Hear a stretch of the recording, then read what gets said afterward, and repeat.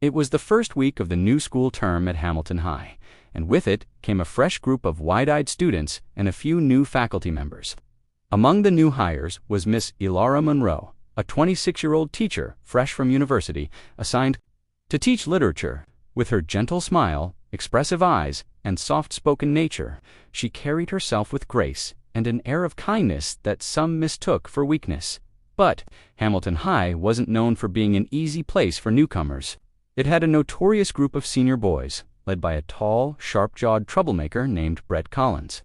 He was handsome in that careless, dangerous way, and had a reputation for mocking teachers, playing cruel pranks, and always getting away with it thanks to a powerful family name that protected him like armor.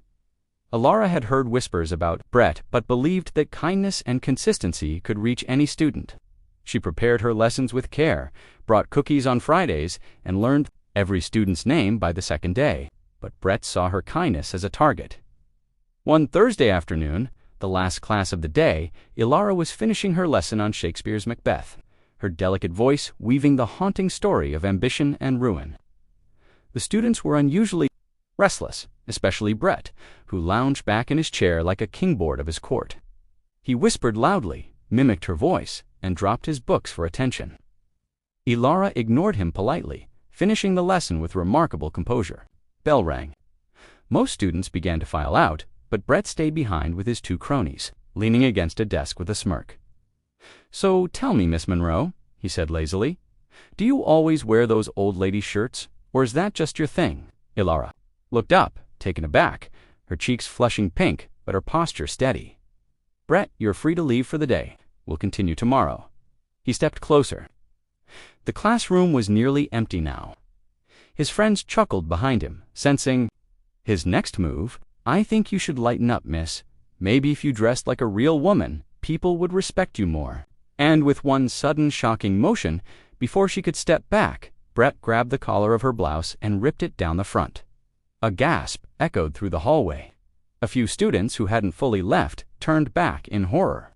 Her blouse, torn clean from her shoulder to her waist, fluttered in her hands as she clutched it closed, her face pale, heart racing. But Elara did not scream. She did not cry. She did not even flinch. She stood tall. The next 3 minutes changed everything. Without raising her voice, she said, "Thank you, Brett." He blinked. "What?" "I said thank you," she repeated calmly, walking to her desk, with the torn blouse still clutched tightly, "because now I don't have to hold back." "What the hell are you talking about?" He laughed nervously, suddenly unsure. She picked up a small silver device from her desk, a voice recorder. "This has been recording all day." Brett's smirk faltered. "You see," she continued, with a quiet fire behind her words, "you weren't the first student to try to intimidate me. At my last internship, a student went too far. After that, I learned to protect myself. Every class, every day, I record the session not just for my notes, but in case someone thinks they're untouchable." Brett's face went pale. His friends stepped back, now visibly uncomfortable. "But so what?" he scoffed, trying to recover. "You think anyone's going to do anything to me? Do you even know who my dad is?" "Yes," she said, pulling her phone from her desk drawer. "Which is why I also called the superintendent before this class. I told him I felt unsafe around you and wanted a witness for today. He's been listening on the other line. And now so is the school board." At that moment, Principal Harmon walked in with 2 security officers. His face was stern, his hands behind his back. "We've heard enough," he said flatly. "Brett Collins, you are suspended effective immediately, pending expulsion and criminal charges." Brett opened his mouth to speak, but no sound came. Out his friends had already stepped far away, pretending not to know him. The humiliation was swift and complete, and for the first time in a long time, Brett Collins had no one to protect him. No father's name, no clever excuse, just his trembling hands and the echoing silence of his own disgrace. Elara turned her back to him and buttoned her blazer.com, and composed, she was more than a young teacher. She was a woman who had been underestimated and who refused to be broken. Later, as the school buzzed with the incident, students began looking at her with a new kind of respect, not out of fear but admiration.